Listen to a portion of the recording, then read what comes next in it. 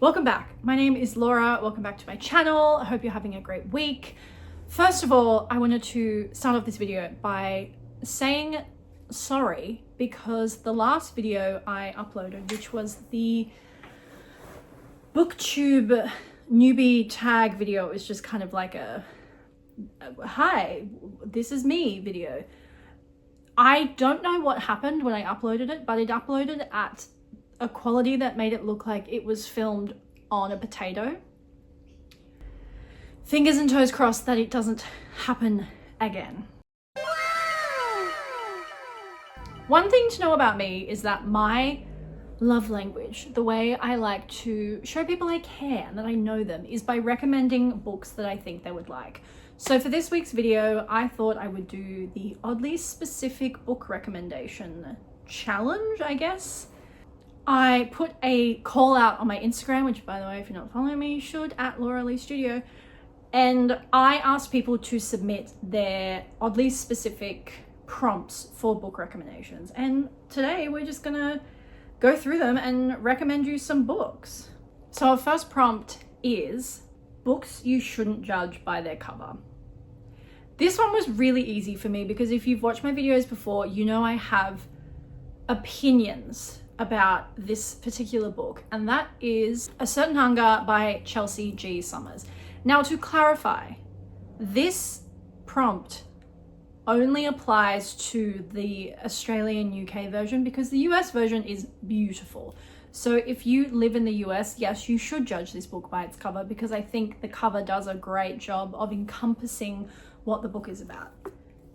The fact that I know for certain that the main character in the book, Dorothy, would be horrified and offended by this atrocity of a cover. First of all, what is this color? Like this bright chartreuse neon pukey yellow green is just so at odds with the type of book and the type of writing. Second of all, the pineapple with the meat cleaver, like, no. I hate this cover with all of my mind, body, and soul. So for those of you who don't know, A Certain Hunger is about our main character, Dorothy, who is a wealthy, beautiful food critic living in New York City. And she's basically had all that life can offer to like the top 1%. She's eaten at some of the world's greatest restaurants. She's eaten some of the strangest things you can eat. And she's become a bit stagnant in life. She's become a bit bored of life. So she decides that she's going to start eating cuisine that no other person or not many other people on this planet have done, and that is human flesh. So she starts dating, sleeping with, and then murdering and eating beautiful younger men that she comes across in her everyday. The writing in this is so pretentious in a good way because the character of Dorothy is so pretentious. The descriptions of food, if you're someone like me who loves food and loves cocktails and loves like making an experience out of going out for dinner, you will love this book. It is just, the descriptions of the food are so luscious, but this cover, this is foul. The next prompt was best one-hit book wonders. I mean, it's got to go to Wuthering Heights, right? It's got to go to Emily Bronte. She has written poetry, yes. Wuthering Heights is her only singular published novel, and it is fabulous. Wuthering Heights is a classic novel that I would actually recommend to people. I feel like a lot of classic books are just recommended purely because they are classics. Wuthering Heights is beautiful. The descriptions of the tumultuous love story between Kathy and Heathcliff and how that mimics the environment and the world that they live in. I love a book with yearning, and I love a book where the characters are just kind of assholes. Kathy is a terrible human. I love women's rights. I also love women's wrongs. I actually couldn't believe it that Emily Bronte had only written one novel, and it was this. Can you imagine dying at 30, as she did from tuberculosis, and having your one novel that you wrote in your very short lifetime be remembered hundreds of years later and like studied by people and talked about and quoted and have had multiple movies and TV adaptations made about them. But yeah, Wuthering Heights is essentially the story of Kathy and Heathcliff, who their love story spans across multiple years, and it's just them kind of being terrible humans, but they're terrible humans together. So that's what makes them right for each other.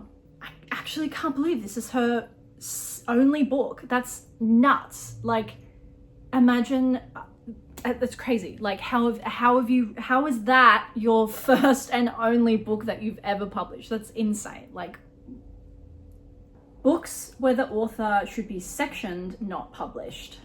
I mean, I feel like there's only one contender, and that has to be Credence by Penelope Douglas.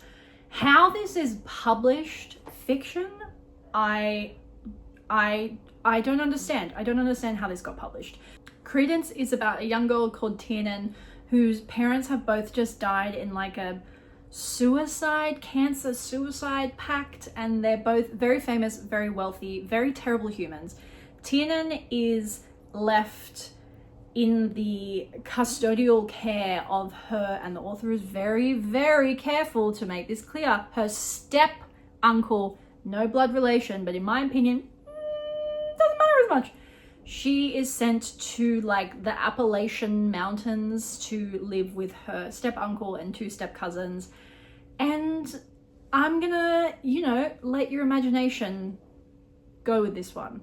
But it's exactly what you think happens. It's a dark romance. It has scenes in it that made me question the physics of how the mechanics of that would actually work. It had so many questionable instances of, let's just call it a spade, sexual assault. Spoiler alert, the fact that Tiernan at the end, the author is trying to get you to root for the man that essays her. Some things just don't need to be written down. Some things just don't need to exist, and I strongly feel that Credence by Penelope Douglas is one of those things that quite simply does not need to exist and should not exist. There are so many instances in this book where the author is trying so hard to consistently remind you that none of these people are blood related, except the two brothers and the father, definitely blood related. But Tiernan, no blood relation. The author goes to lengths to make you understand that there's no blood relation, but also the lengths to which this woman goes to try and make you root for a man that should be in jail. Caleb should be in jail. He should be institutionalized, and no way, shape or form should he have been the love interest that our protagonist ended up with. Sorry for spoilers. I would encourage you to not read this book. Honestly, I would encourage you to go and watch one of my favorite YouTubers, Lexi, did a very in-depth and very funny review of this book. I would so encourage you to go and watch her video rather than actually read this book, because it's also like 600 pages. It's so thick. Like, you do not need to spend your sweet, precious time on planet Earth reading Credence by Penelope Douglas, and she should be institutionalized right alongside Caleb. The next oddly specific recommendation was books that make you feel like you're in an episode of Black Mirror. I'm gonna have to go with The Mandibles by Lionel Shriver. The Mandibles is set in America. The story begins in 2029, which is terrifying to think that that's really not that far away. I read this when it first came out in like 2012, so 2029 felt like an age away. Now I'm like, she's knocking on the front door. So The Mandibles starts, as I said, in 2029. It centers around a very wealthy family called the Mandibles. Essentially, what has happened is the United States has gotten itself in such a debt crisis that its economy completely collapses. At the same time, the world has kind of adopted an international currency called Bancor, and America is forbidden from taking part in this. The president at the time kind of panics and basically resets everyone's debt, but also says that any kind of like gold belongs to the government, and also forbids people from owning any Bancor. It's considered like treason to the country. So different parts of as I mentioned, the Mandibles are very, very wealthy and have become very accustomed to a certain standard of living. As well, the younger generation of the Mandibles are set to inherit a very, very large fortune when the patriarch of the family passes away.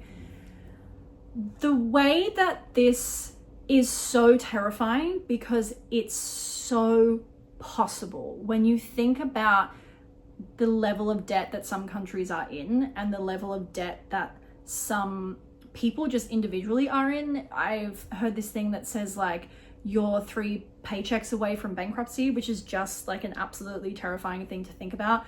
But the way that people so quickly turn on each other in this book, and the way that human beings are turned into these feral creatures, it essentially has pushed America back into the Great Depression, and it's terrifying seeing what people are willing to do to each other. But the book is divided into 2 parts. So the first is in 2029 when this all first happens, and the second you jump forward a couple of years when essentially America has become this chaotic government mess, military run dictatorship, which is so scary to think that who's going to be the president of the United States for the next 4 years. This book takes place in 2029. So just think about that. But it just does such a good job of highlighting how much we take for granted, but also what a dependency we have on this like fake currency we've made up. You know, people thousands of years ago used to like trade goats or food or water or things that had like a tangible value. Now instead we have this like weird made up currency. Anyway, I'm not smart enough to talk about financial decisions on my booktube channel, but the way that this is so dystopian in the scariest way, because it's not like the Hunger Games where you're like, well, that would probably never happen. You're like, oh, it kind of already is. We're on the way.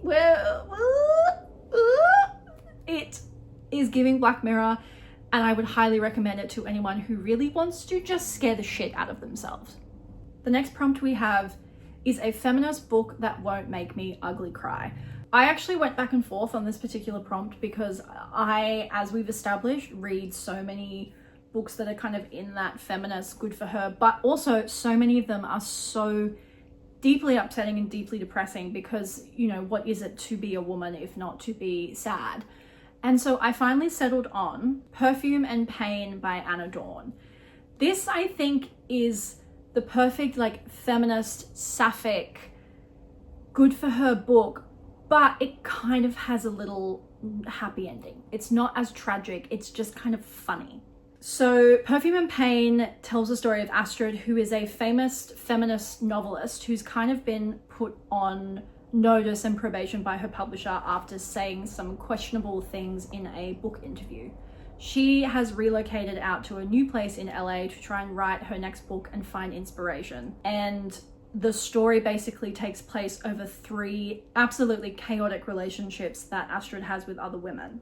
At the same time all this is happening is one of her most famous books is being adapted into a movie by a very famous actress within the world of this movie. So she's trying to juggle giving up her drug addiction, getting this book adapted and not making a dick of herself, keeping her trap shut and not saying something else completely out of pocket. Being an older lesbian, Astrid really struggles to fit in with the much more, in her eyes, politically correct woke generation of queer people that are taking power right now.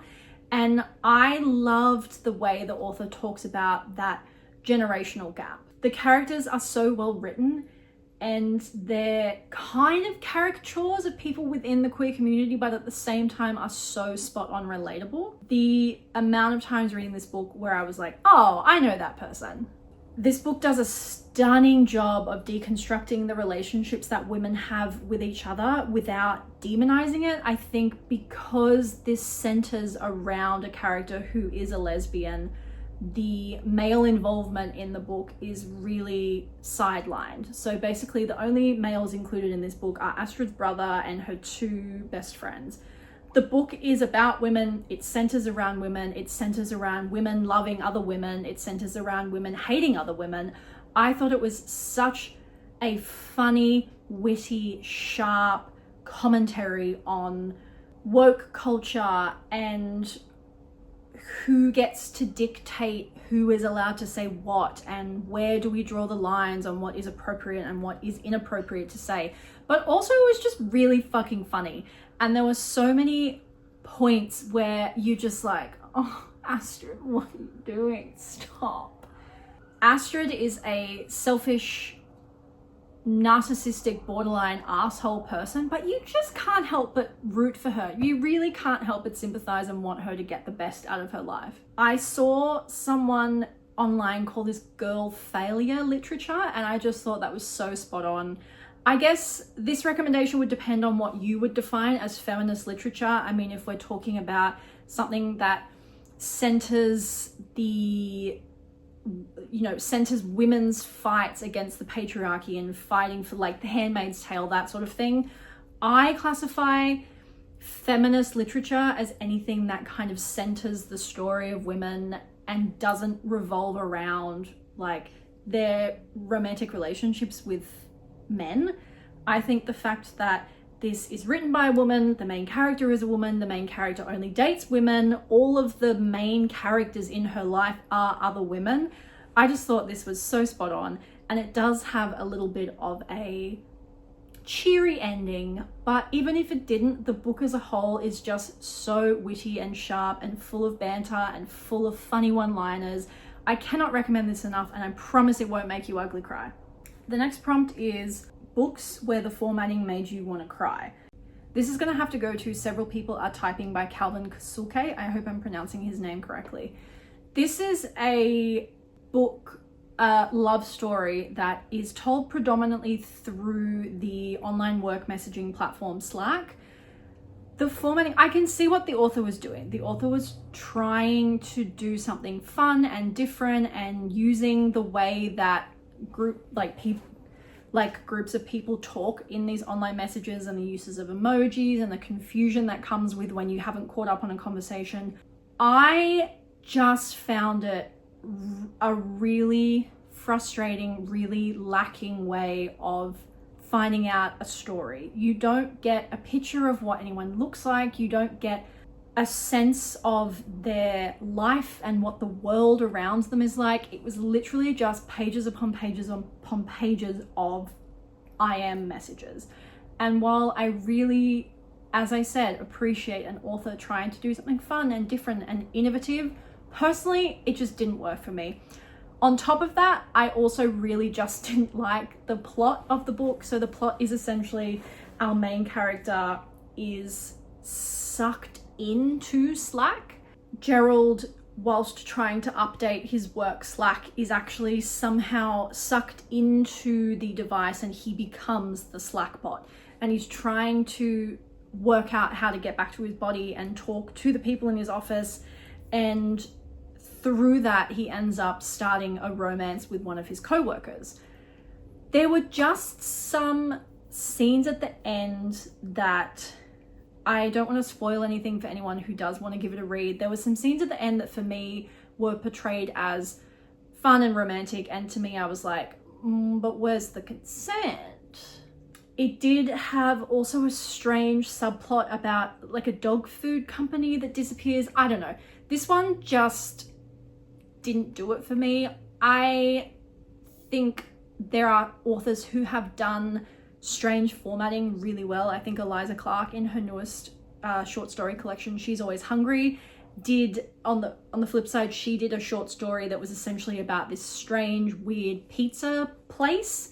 And the story was told through Grubhub reviews. That was the formatting of the story. And I thought that was done really well. It was fun, it was different. Yes, that was a short story as opposed to a full-length novel, so I guess you have to give it that.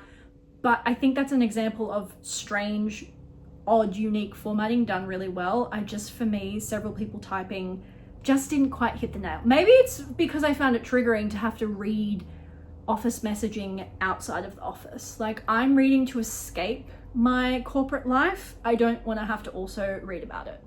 The next one that I got that I loved, a love story that proves love exists but is so gut-wrenching that you don't want to feel it. Ooh, this one I went back and forth on. Again, there was a couple that I thought could have fit this, but I ended up settling on a non-fiction, which is A Year of Magical Thinking by Joan Didion. This book will rip your heart out and stomp on it and then set it on fire and then eat the ashes and then poop them out and make you cry and weep over them. That might be a bit of hyperbolizing, but this book is essentially about Joan Didion, who is a very famous writer from the 70s, I believe. Not 70s, the 90s. I don't know. She's from yesteryear. A Year of Magical Thinking tells the story of Joan Didion, who very tragically lost both her husband and her daughter within 18 months of each other. Her husband very suddenly and very unexpectedly passes away from a heart attack. At the time that this happens, her daughter is in a coma in hospital after having a brain aneurysm, I believe. And then her daughter does recover and gets out of hospital only to be put back and then very sadly pass away. This book is a commentary on love, but I feel like we are so often told stories about new love and finding love and the excitement of a new romance, which are fantastic stories, but I think we not very often get to get a glimpse into long-term established love. Joan Didion and her husband were both writers and had been together for a very, very long time, and you can feel that love and companionship and familiarity leach out of the pages in how Joan constantly talks about how nothing in her life has changed and yet everything in her life has changed. When talking about the moment that her husband passes, Joan Didion says, "Life changes in the instant, the ordinary instant." And that made me hysterically weep because it's so true. One moment everything is so normal and then a second passes and everything has changed. And this is essentially her ruminating on grief and love and how to try and move past that grief and how to try and rearrange the entirety of your life to fit around the absence of someone who took up so much space in your life. I cannot even imagine the heartbreak of having your husband pass away while your daughter is in a coma, having your daughter wake up from the coma to have to tell her that her father has passed away, getting your daughter back, having her fall sick again, and then having her pass away. I would simply cease to exist. And I think this book is about, as Joan Didion said, ordinary moments, ordinary love. The love that Joan and John shared was not some crazy, tumultuous, like Elizabeth Taylor, Richard Burton, up and down crazy thing. It was just an ordinary, everyday, deep, deep love. And watching her try to work out how to move past that is heartbreaking. It's truly, truly heartbreaking. I think this book is a fantastic choice for anyone who wants to read about love. I think this book is a fantastic choice for anyone who has ever gone through any sort of grief in your life and wants to feel seen. And I just think this book is for anyone. So, Year of Magical Thinking, Joan Didion, check it out. The next prompt is best books that are now shows/movies. I'm gonna say Jurassic Park by Michael Crichton.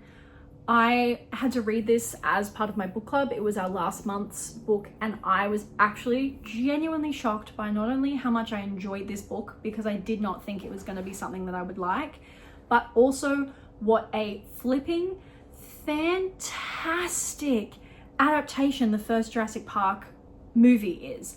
I never thought I would go into a novel about an amusement park where dinosaurs are brought back to life and have existential crises about my existence as a human being. But I did. I think the inclusion of Malcolm, who is a character in the book who is played by Jeff Goldblum in the movie, which just stellar casting. He calls himself a chaosatician. Basically, he is a mathematician who specializes in chaos theory and chaos math, which is a very complicated thing that I'm not even going to try and understand. But so much of that hinges around humans and why humans do the things that we do, and how you just should read this book. It's a little bit slow to start, I won't lie. So the way that the author slowly kind of builds the tension before the main characters that we recognize for the movie are brought in. The movies have essentially cherry-picked different parts from throughout the book and spread those over the first 3 movies, which I kind of thought was cool. But all of that from basically the plot of the 3 Jurassic Park movies is the plot of the first Jurassic Park book. I so thoroughly enjoyed this, and if you are someone who doesn't think that you would like something that's a bit more on the sci-fi science thing, I would highly encourage you to give this one a go, because I thoroughly enjoyed this, shockingly so. The last prompt we have is books you'd recommend to a Victorian child. I almost put Credence by Penelope Douglas in this one, only because I think it would be funny. I think it would be really funny to give a Victorian child a reverse harem story about a girl having intercourse with her step uncle and cousins. I don't know, maybe call me evil. I think that would be funny. But I ended up picking Earthlings by Sayaka Murata. She is a Japanese author who has also written another book I love called Convenience Store Woman. This book is just so weird and twisted and odd, and at no point in the book did I really have a grasp on what was happening or what was going on, but you're just kind of happy to be along for the ride. So Earthlings is about Natsuki, who's our main character, who believes with her full chest that she is an alien. Every year in the school holidays, she goes up into the mountains with her very large extended family for end of year celebration. She gets very close with one of her cousins, Yu, who also believes that he is an alien. The book progresses. They eventually end up doing something that means their parents separate them as young children and they're never allowed to see each other. They meet again as adults, and I don't even know how to describe what happens in this book because it's just strange. It's so strange and twisted and confusing in the best kind of way. There's quite a bit of body horror in this. There's some grotesquerie. So I just think it would be funny to give it to a Victorian child and have them think that this is what current time is like and this is what humans believe. This book is incredibly unique. It's very unforgettable. And as I said, at no point in the journey are you going to have a clue what the fuck is going on, but you'll be just happy to be along for the ride.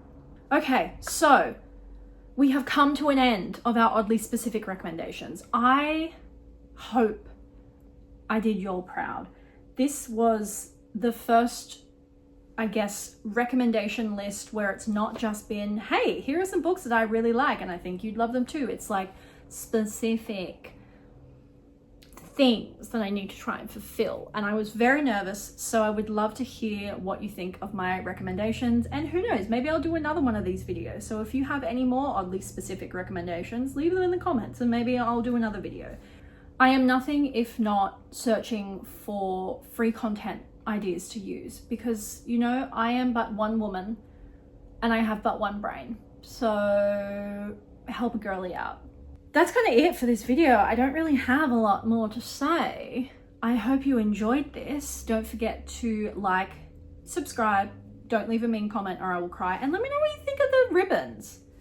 Let me know ribbon opinions. I've been sitting here looking at myself this entire video and I'm still not sure how I feel about the ribbons. So let me know what you think and I will see you in next week's video. Bye!